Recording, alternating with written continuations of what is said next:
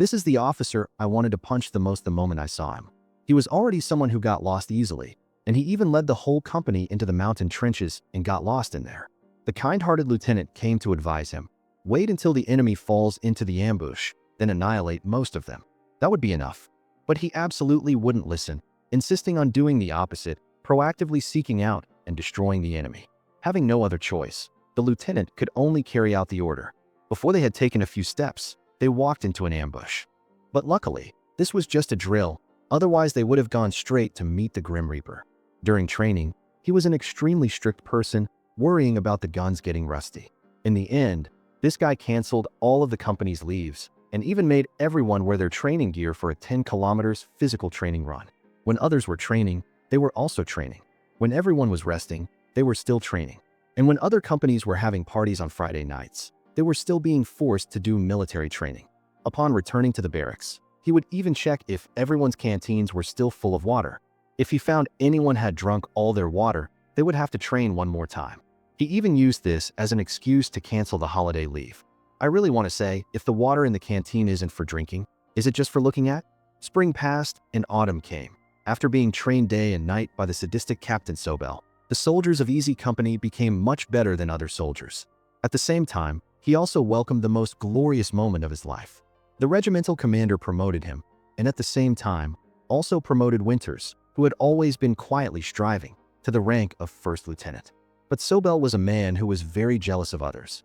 He believed that Easy Company's current achievements were all due to his own merit. So upon returning to the company, he immediately began to make things difficult for Winters. He transferred Winters to the supply section, and even made Winters cook the spaghetti that everyone liked the most. Don't think Sobel did this out of kindness. When the soldiers were almost full, he immediately ordered an emergency assembly to immediately conduct a 10 kilometers run. The soldiers, having just eaten their fill, ran while vomiting, eventually vomiting up their stomach acid. Finally, the soldiers welcomed the moment that would make them true paratroopers. Just by successfully parachuting from an airplane 5 times, they could become a qualified paratrooper.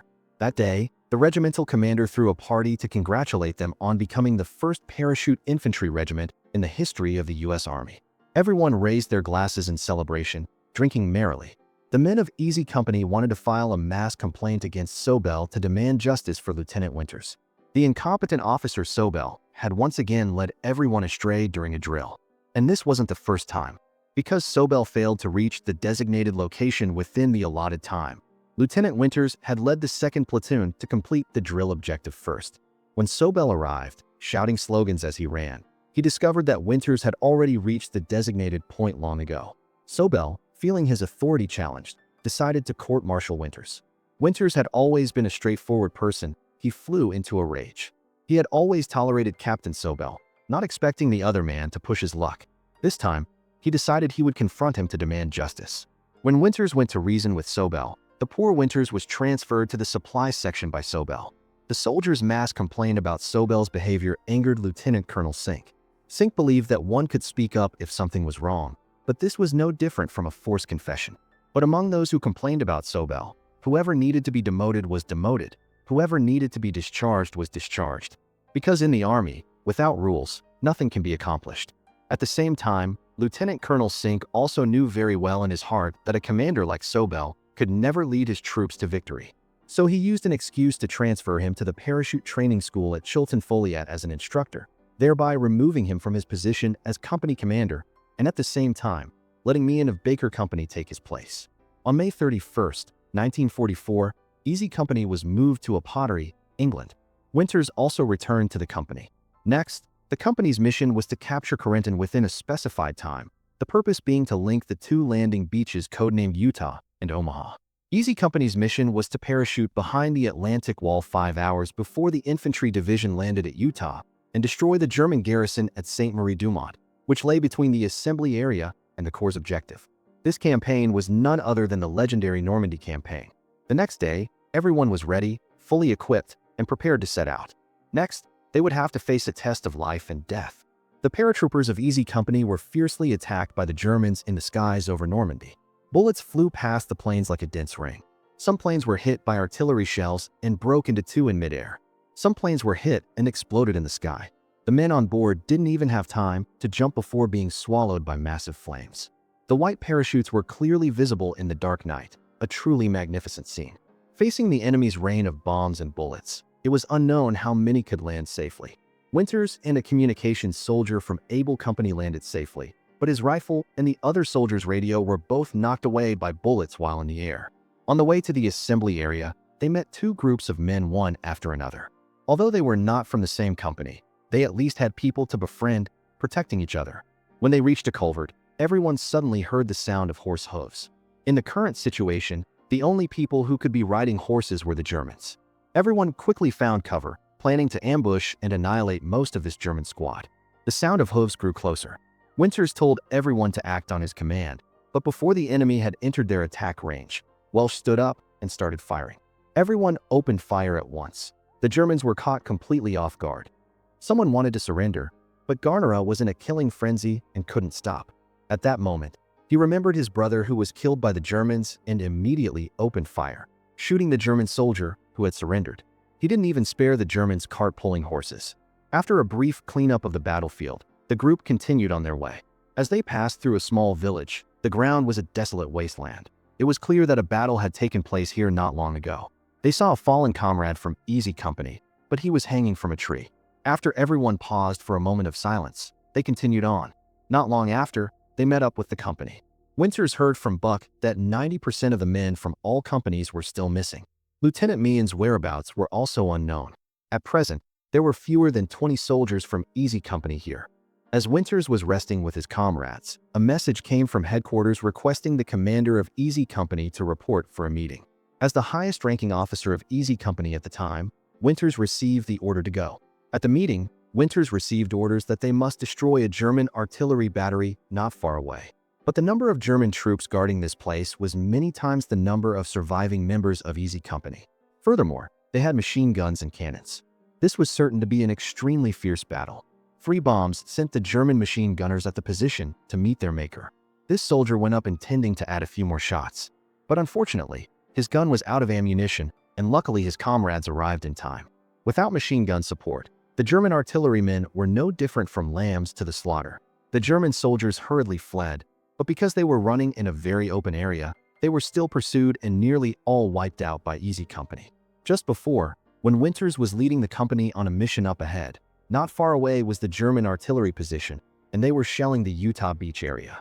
High Command ordered Easy Company to go and take out that gun emplacement. Back at the company, Winters briefed everyone in Easy Company on the situation of this mission. The enemy had artillery and many machine guns. For Easy Company, which now had fewer than 20 men, this was an incredibly tough nut to crack. The group moved through an orchard.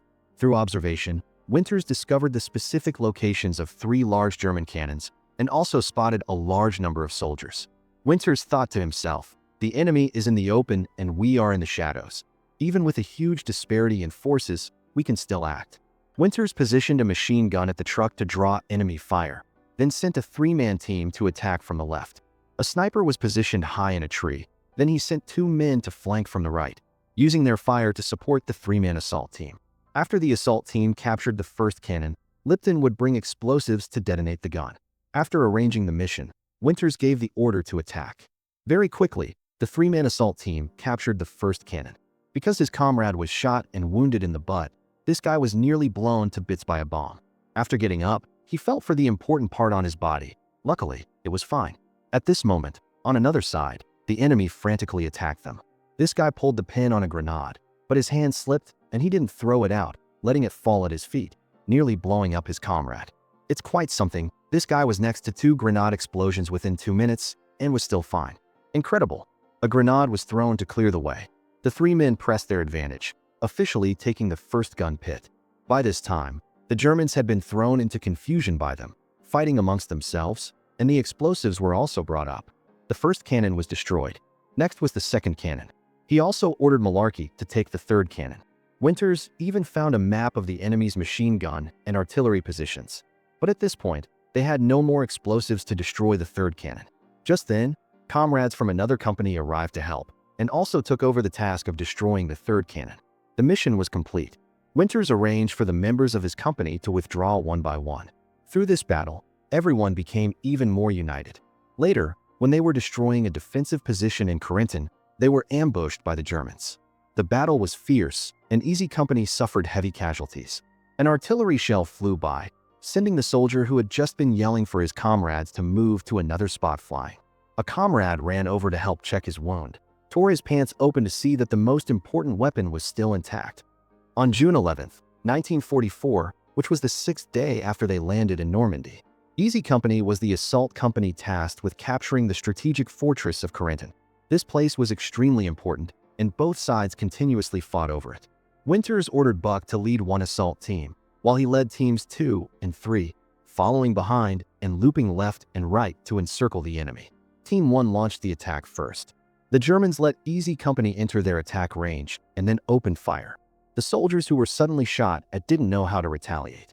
The soldiers in the lead fell one by one. 2 machine guns fired continuously, making it impossible for those in front to even breathe. The soldiers were pinned down by the machine guns in a ditch by the road, not daring to lift their heads.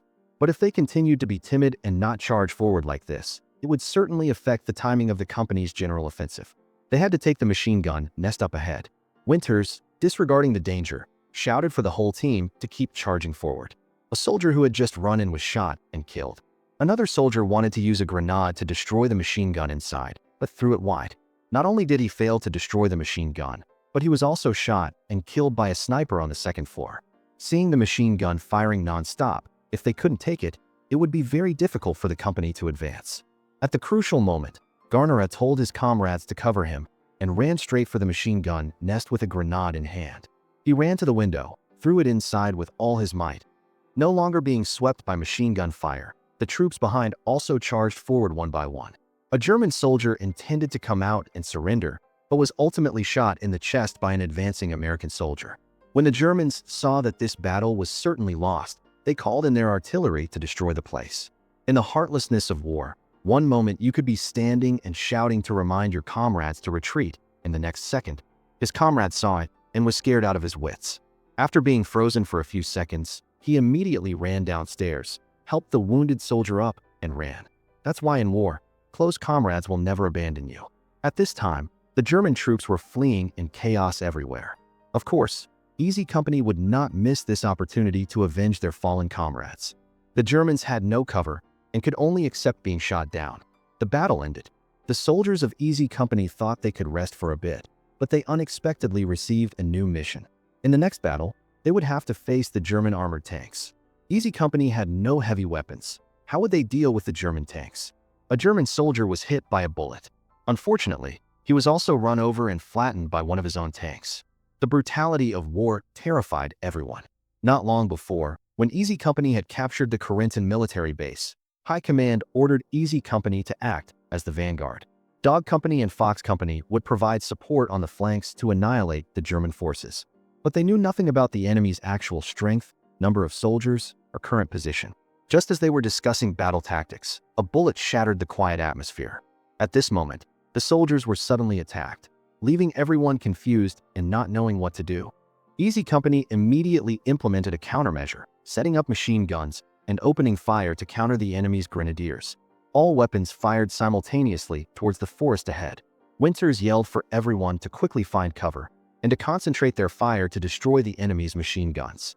Just as the two sides were in a firefight, Germany's heavy weapon, the tank, joined the battlefield, turning a previously balanced situation into one of absolute dominance for one side. Dog Company, to the left of Easy Company, was routed by the suddenly appearing tank, dropping their weapons and hastily fleeing. The American forces had no weapons that could destroy the German tanks. Bullets and shells hitting the tanks were like tickling them. Blythe, hiding in a trench, was terrified, crying and screaming non-stop. At this moment, he was just a cowardly young man. Just as he was about to break, Winters grabbed his shoulder to encourage him. Winters not only didn't scold Blythe, but constantly encouraged him. To even help Blythe be braver, Winters exposed half of his own body, continuously firing at the Germans. Blythe, encouraged, gripped his rifle, clenched his teeth, and fired. Bullets flew from the barrel, one after another. He shot away his cowardice, shot away his timidity. At this moment, he was gradually transforming from a green soldier into a warrior. The German tank continued its frantic rampage on the battlefield. The company was suppressed by the enemy's powerful fire, unable to breathe. Everyone knew very well that if this continued, they would all die here. At this perilous moment, Garner yelled for the machine gun to move its position to the right to fire on the enemy. He and Malarkey risked their lives to run in front of the tank to take it down. This action was do or die. They ran in front of the tank, quickly assembled their weapon, and fired as soon as the shell was loaded. The shell hit the tank's upper defensive armor, like a scratch, causing no damage to the tank at all. At this moment, the tank had targeted the two of them and was slowly approaching. The tank's cannon and Garner's bazooka aimed at each other at the same time and fired simultaneously. Because the tank's shell was aimed too high, it couldn't hit the two of them. And at that moment, Malarkey seized the opportunity and hit the lower part of the tank, instantly destroying it. But at this point, the German firepower only increased, not decreased. A large number of soldiers and tanks surrounded Easy Company. American soldiers were continuously hit and fell. More dangerously, the artillery ammunition was all used up. The soldiers didn't have much ammunition left on them either. Just when everyone was about to feel desperate, the Allied tank division arrived as reinforcements. German tanks were shot down one by one, soldiers fell one after another, and the situation instantly changed. The soldiers held hands and celebrated, firing their remaining bullets at the enemy, releasing their long-suppressed anger. The battle was over. As everyone cheered joyfully, Blythe went to his fallen comrade's side, took the Edelweiss flower from his uniform, and pinned it on his own chest. This flower only grows in the Alps and symbolizes a true soldier. Blythe pinning the flower on his uniform also meant taking on another part of a soldier's responsibility. Not long after, Blythe volunteered for a mission, was shot in the neck by an enemy sniper, bleeding uncontrollably, his life hanging by a thread. At this time, Easy Company received orders to withdraw from the battle and return to England to reorganize. After a short period of reorganization and reinforcement in England, Easy Company was sent to France to carry out missions. It's worth mentioning that before retreating to England, Easy Company had lost 65 soldiers. After Blythe was shot by the sniper, his wound never healed properly, and he passed away in 1948. Next, Winters would lead Easy Company to participate in the largest airborne operation of World War II, codenamed Operation Market Garden. Here, they would have to go through even more brutal challenges. A British M4 medium tank was ambushed and taken out by a German Tiger I tank hiding in a house. The British tank driver was scared out of his wits. Seeing his expression, you can tell just how terrifying the Tiger I tank was on the battlefield. The Germans didn't intend to stop there, immediately giving chase and firing at the fleeing American troops. Bull intended to go back and help his wounded comrades, but unfortunately, the German firepower was too strong. He had no choice but to flee. The German encirclement had been formed. A German tank appeared, wiping out the American soldiers running on the road. On September 17, 1944, the largest airborne assault in history took place. It was called Operation Market Garden, planned by Field Marshal Montgomery. The Allied goal was to capture Eindhoven and Nijmegen, allowing two British armored divisions to move to Arnhem.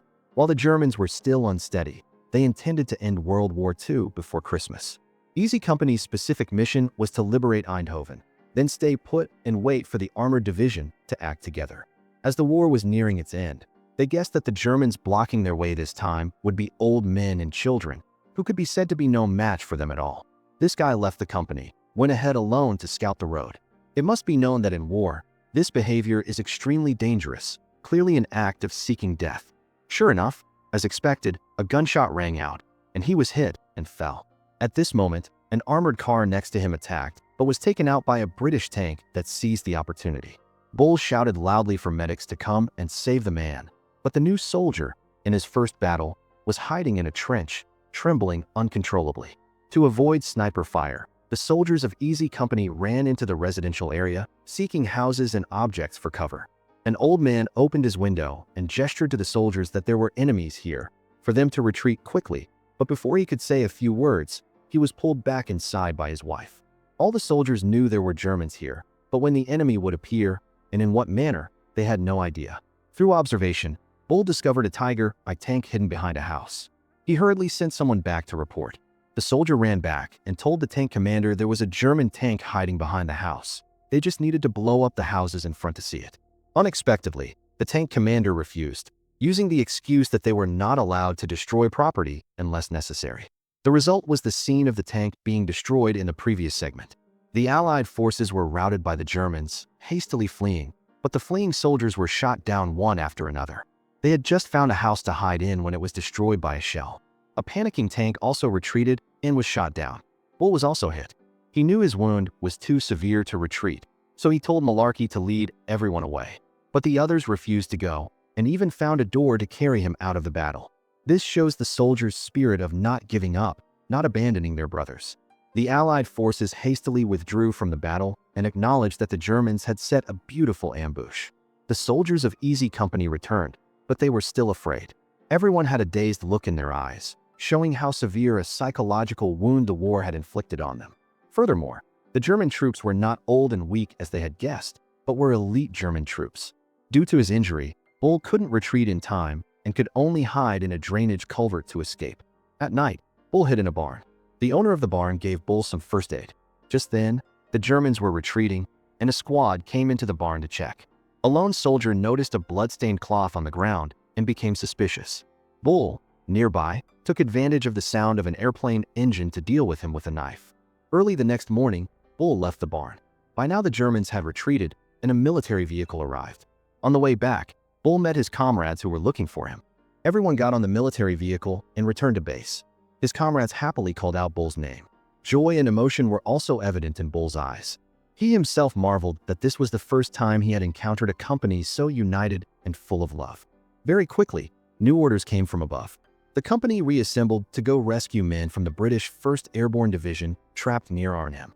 The Germans had already deployed their forces, lying in wait. This was bound to be another fierce battle. Winters, running first, spotted an unarmed German soldier. After a few seconds of hesitation, he finally opened fire.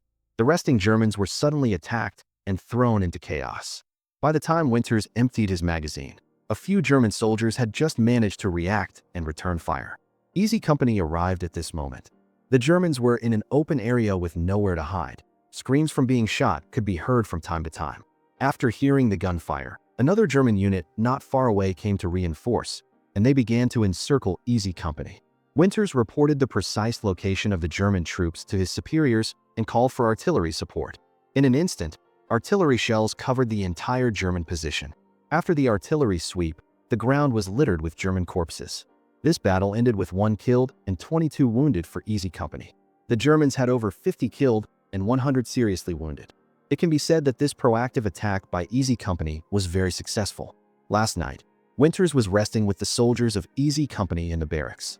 Just a moment ago, someone frantically carried in the wounded Ali and reported a German sneak attack. To clarify the Germans' intentions, Winters decided to lead a few men on a reconnaissance mission. Through reconnaissance, Winters discovered that their machine gun was firing on their command post barracks. Winters told his men to each aim at a German soldier, provide covering fire, while the mortars aimed directly at the German machine gun. Winters fired the first shot, and the battle began. But after the soldiers had emptied their magazines, Winters ordered a retreat. The enemy was too numerous. Their firepower was suppressing Winters' group, making it hard to breathe. Luckily, it was dark now, and they could use the darkness to lie low. Winters called for others from Easy Company for support. Because the Germans were currently behind a solid dike, and Easy Company was in a ditch. If the Germans on both sides of the dike were to encircle Easy Company, they would be in danger. Winters was very decisive, deciding to do the opposite, proactively seeking out the enemy, opening fire before the enemy did, which led to the battle just now. After the fierce battle, on a battlefield littered with corpses, Winters looked at the scene before him, silently contemplating. Perhaps he was thinking about what war brings to humanity. Some politicians, for their own political ambitions, start wars, treating soldiers' lives like dirt. These soldiers who lost their lives could have been at home with their families, caring for their parents, growing old with their wives, watching their children grow up. But because of this damned war, those things that are so normal in peacetime were impossible for them. Due to Winters' outstanding performance on the battlefield, he was promoted to executive officer. He looked back at the brothers with whom he had been through life and death, feeling a little reluctant to leave. But when he heard that the person taking over command from him was his good brother Haliger, he happily accepted the order from his superiors. Because Haliger was also a commander he recognized, he could confidently entrust Easy Company to him. On September 17, 1944, Operation Market Garden, planned by Field Marshal Montgomery. Of course, it could also be called a suicide mission, because this action caused the British paratroopers to suffer over 8,000 casualties. Lieutenant Colonel Robert Strayer of the 1st Airborne Division came here to help rescue the troops trapped in Arnhem. The number of trapped British troops was over 140. Under the current conditions, Rescuing all of them would require a total of 3 trips back and forth. Seeing the backs of Easy Company as they set out, Winters was extremely worried. He feared a trap set by the Germans. Luckily, Easy Company successfully rescued the trapped British troops. To celebrate their successful escape, they even held a special party. Winters watched Easy Company safely return after completing their mission, a happy smile also appearing on his face. Everyone in Easy Company thought they would get to rest for a short period. And just as they were watching a movie, the order to move out came again. The German 1st and 6th Panzer Divisions had attacked the Ardennes Forest, defeating the 28th Infantry Division and some units of the 4th Division. Easy Company had to obey orders and go there to stop the enemy's advance. But at this time, they were short on ammunition and supplies, and it was winter, lacking warm clothing. They not only had to fight the enemy, but also had to overcome all sorts of harsh natural conditions. Just at this moment, a large number of soldiers appeared ahead, retreating from the front line. After asking, they learned that a large German force was attacking the Allied forces. The Germans had prepared Tiger I tanks, Panzer tanks, bombers, and an astonishing number of infantry. Facing this elite German army, Easy Company was facing its greatest difficulty ever. The place where they were stationed was now blockaded by the Germans. While the temperature outside was minus 30 degrees, the soldiers were severely lacking warm clothing, ammunition, and medical supplies were also scarce. These 2 soldiers were so cold they couldn't stand it anymore and lit a fire. Lighting a fire in a position in the middle of the night could very well make you a target for the enemy. Just as Winters finished voicing his concern, the enemy's artillery shells came flying over. After a few shells, he was hit by shrapnel. Winters shouted for the medics to help. But at this time, Doc Rowe was also so cold, he couldn't control his own body. A soldier ran over and forcibly pulled him up. After Rowe gave his comrade some first aid, he went with Pinkala to the nearby field hospital. Hundreds of German planes were intending to bomb from the sky. They were flying towards the field hospital. The anti-aircraft machine guns were doing nothing. At this point, the buildings here had almost all been leveled. Just as they were about to arrive, a bomb hit the aid station there. At that moment, Rowe, disregarding the danger, ran towards the aid station. He couldn't find Pinkala, but he found Pinkala's headscarf in the rubble. Bastogne was a crucial road junction in the Ardennes region and also the path the German armored tank divisions had to take. Under the fierce German attack, the northern flank of the Allied forces was under grave threat. Easy Company joined the battle and faced its greatest challenge yet. Due to the lack of supplies, Rowe could only search for any usable materials. He had to gather supplies from everyone in the company to distribute them evenly. He couldn't find his comrades, but saw the corpses from yesterday's battle. The bodies were all covered in white snow. Rowe was stunned by the sight before him. After hesitating for a moment, he turned and left. This general's name was Mark Clark. The company commander reported the current situation and the difficulties they were facing to the general. Unexpectedly, this general didn't solve anything at all, just said good luck to everyone and then left. Rowe smelled the aroma of coffee being brewed by someone and walked over. While the two were talking, the Germans once again attacked the position. Rowe, disregarding the danger, ran towards the calls for help and found a wounded soldier. Shrapnel had lodged in his leg, but luckily it hadn't hit the bone. But the wound was very large.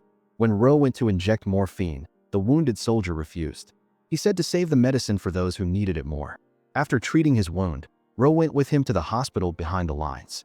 Here, the bodies of the fallen soldiers were piled up like mountains because the Germans had cut off the 101st Airborne Division's line of retreat, leaving a large number of wounded soldiers trapped in this place. The doctors and nurses here had long been captured by the Germans, and there were only a few bottles of medicine left. Rowe saw the scene before him, his heart filled with anxiety. It was also here that he met René. The two talked very enthusiastically. Before leaving, René even tossed him a piece of chocolate. René was like a light shining into his cold heart. For Rowe, Pinkala's sacrifice was a huge blow. But the war wasn't over yet. There were still many comrades who needed his help. At this moment, his steps seemed to have become more determined. Finally, Rowe integrated into the big family of Easy Company. On December 26, 1944, the 3rd Armored Division broke the German encirclement. The 101st Airborne Division was rescued. In the next battle, Easy Company would face the most tragic battle since they joined the war. More than half of the soldiers were killed or wounded. German artillery destroyed the American positions. The soldiers of Easy Company panicked and sought cover. They were experiencing the fiercest battle since landing in Normandy. After the first wave of attack, bodies littered the ground. During the artillery attack, just now, Toy was hit by an explosion. That's right, his right leg had been blown off. He tried to drag his severed leg to find cover, but because the wound was too severe, the heart-wrenching pain made it impossible for him to persevere. Toy screamed for his comrades to help. The Germans wanted to lie in wait to kill all the soldiers who came to rescue Toy. Lipton told everyone to hide behind cover and keep their heads down. But Toy was Garnera's best friend. Garnera risked his life to run to the wounded Toy. Garnera was stunned by the tragic sight before him. He tried to drag Toy away. Before they had gone a few steps, the second wave of the German attack began. He was about to go help Garnera pull the wounded Toy back. He had just stepped out of cover when he saw an artillery shell blow both of them up. Shells frantically ravaged Easy Company's position. But Garnera not only couldn't save his comrade, but he himself was also wounded by the shells, his right leg blown to pieces. On January 2nd, 1945, as Easy Company was defending the line to the death, the company received a mission to support the breakthrough of the German encirclement. The specific mission for Easy Company was to capture the forest near the town of Foy. This was a stepping stone for the final battle to attack the town. The current commander of Easy Company was a coward, a daddy's boy sent down from high command. He just wanted to be in Easy Company to get some achievements and then go back for an easy promotion. He had no feelings for Easy Company and even hated Easy Company. It was because of his incompetence, unwillingness to act, and refusal to take responsibility that later, during the attack on the town of Foy, Easy Company lost half of its soldiers. Currently, Winters was also the former commander of Easy Company. He knew for sure that if he handed Easy Company over to someone like this, sooner or later the company would be annihilated. He tried countless times to change Easy's commander, but due to pressure from above, after many attempts, he still couldn't succeed. On January 9th, High Command ordered Easy Company to be the vanguard to attack the town of Foy. Winters meticulously arranged the mission for his subordinate. Easy Company must quickly cross the open field in front of them. He would arrange for 2 machines to support Easy Company. The 3rd Division would attack on the right to share the firepower for Easy Company. Winters was afraid the incompetent commander of Easy wouldn't remember, so he repeated it 3 times, that they must quickly cross the open field. After the order was given to attack, the German artillery was suppressed by Easy Company. At first, the attack went quite smoothly, and soon the Germans in front were pushed back by Easy Company. But for some reason, the commander of Easy made the whole company stop in the open field and not continue the attack. The soldiers in the open field ran back and forth, not knowing what to do. Many soldiers died in vain. Winters, in the rear, frantically yelled for Easy Company to attack. But in the deafening sound of bombs and bullets, how could the soldiers hear? Winters wanted to grab a rifle and lead the charge himself, but was stopped by his superior. The soldiers of Easy Company advised their commander to leave the open field and continue the attack, but he was scared out of his wits by the bombs. He was completely dazed, and sometimes even yelled for the soldiers to retreat. At this point, he had forgotten their mission was to attack and capture the town of Foy. Soldiers fell one after another. At the crucial moment, Winters ordered Spears to the front line to replace Easy's current commander and continue to command the battle. Spears ordered artillery fire to suppress the enemy snipers, and at the same time ordered the company to quickly cross the open field and find cover. Now there was a problem before them. The Germans in the town of Foy had cut off communication between Easy Company and Dog Company. To capture the town of Foy, both companies had to act together. At this moment, with everything hanging by a thread, Spears ran through the battle zone between the German and American forces to deliver intelligence to the company ahead. The German soldiers couldn't believe their eyes. The Tiger I tank was also so scared it kept backing up. After making contact with Dog Company, Spears ran back the same way. The battle was over. Easy Company had captured the town of Foy, but the price paid was also extremely severe. At the start of the battle, the company had 145 men. After it ended, only 63 remained. Although many had to stay here forever, luckily, Easy Company had officially welcomed a true leader. An American soldier threw a grenade into the house. A soldier next to him, holding a grenade, rushed in without looking and was nearly affected by the explosion. Then he threw the grenade in his hand into the window and rushed in before it even exploded. One can guess what consequences he had to bear. That's right.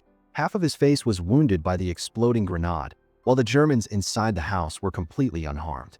Everyone rushed inside. At this time, although the Germans were only remnants, they still had weapons in their hands. The soldiers on both sides spoke languages neither could understand. The scene was extremely tense. Martin tried his best to control the chaotic situation, but the capture operation was still quite smooth. The explosion just now had attracted German firepower. Bullets also rained down on them. Easy Company quickly retreated with their prisoners and the wounded.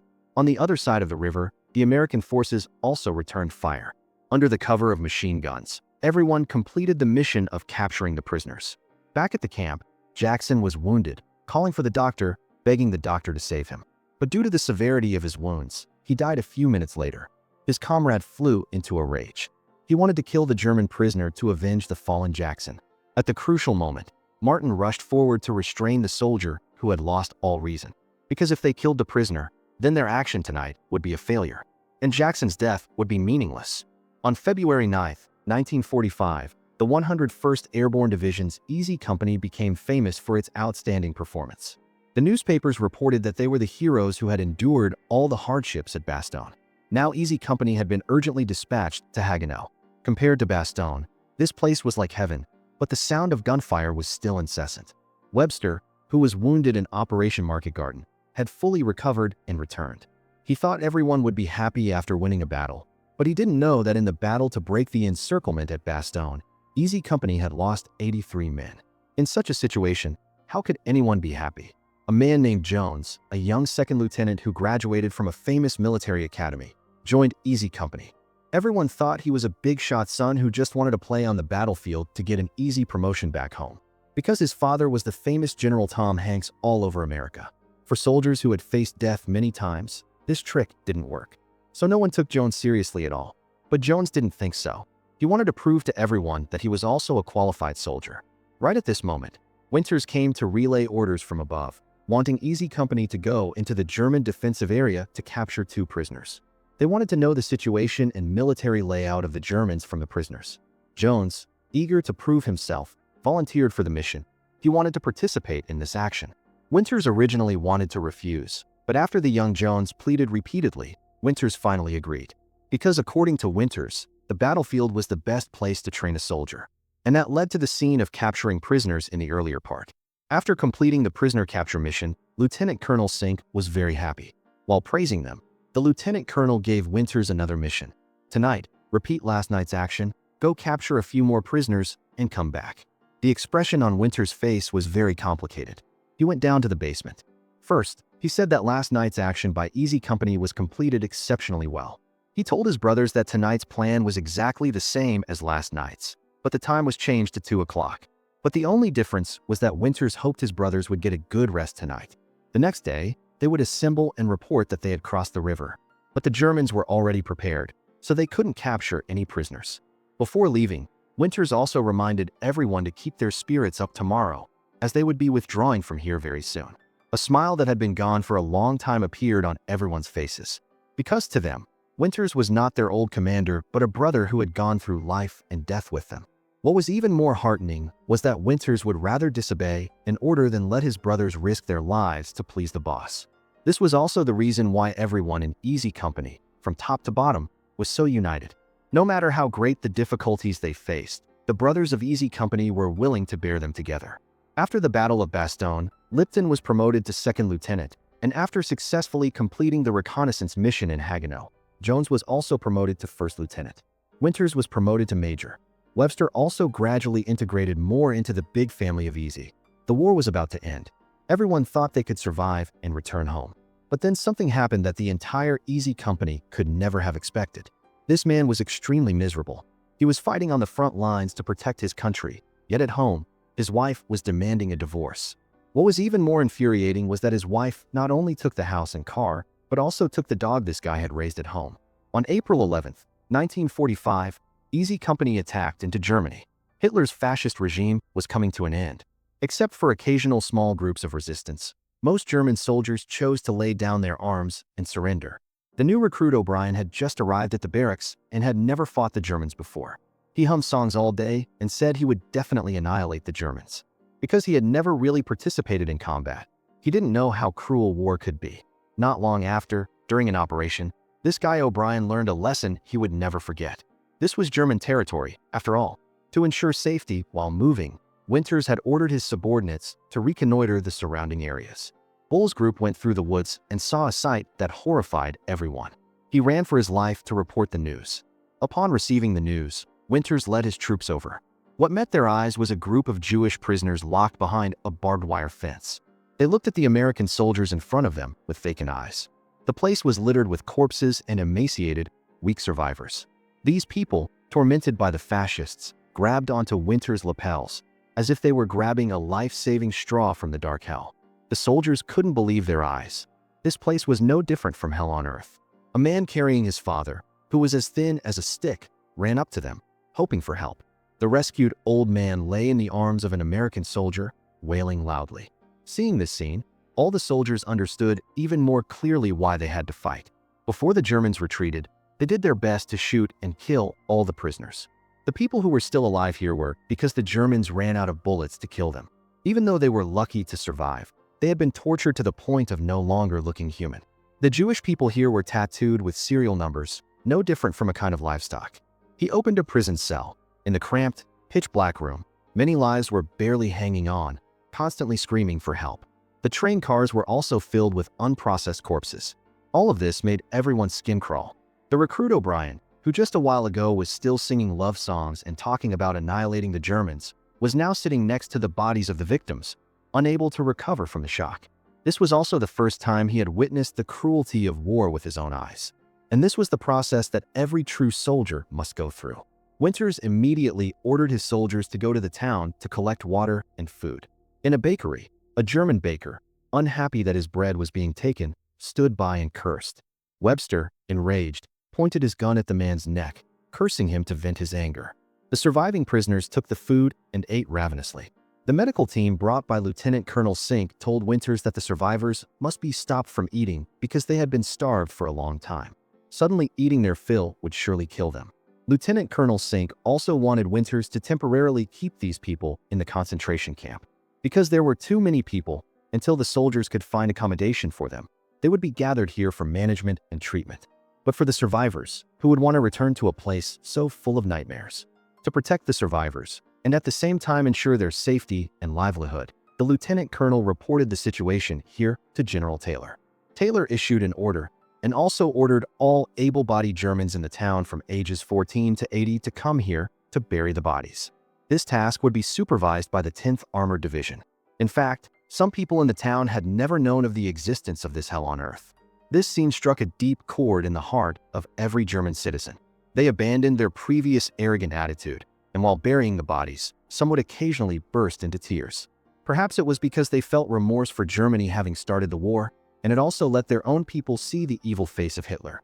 In the following months, the Allied forces continuously discovered more prisoner-of-war camps, concentration camps, and extermination camps like this one. These camps were part of the Nazi German plot to implement a plan called the Final Solution to the Jewish Question. Between 1942 and 1945, about 5 million ethnic minorities and 6 million Jewish people were murdered, and most of these murders were carried out in the camps mentioned above. The war passed. People repaired the homes that had been destroyed by the war. Nixon informed everyone of the news that Hitler had committed suicide, and at the same time, Easy Company received a new mission. They had to go and destroy the Nazi base to destroy the source of this war. The above is the entire plot of the film Band of Brothers. Do you think this film is good? On a scale of 10, how many points would you rate this film? Please send your answers in the comments section below to let us know. Thank you for your time and attention.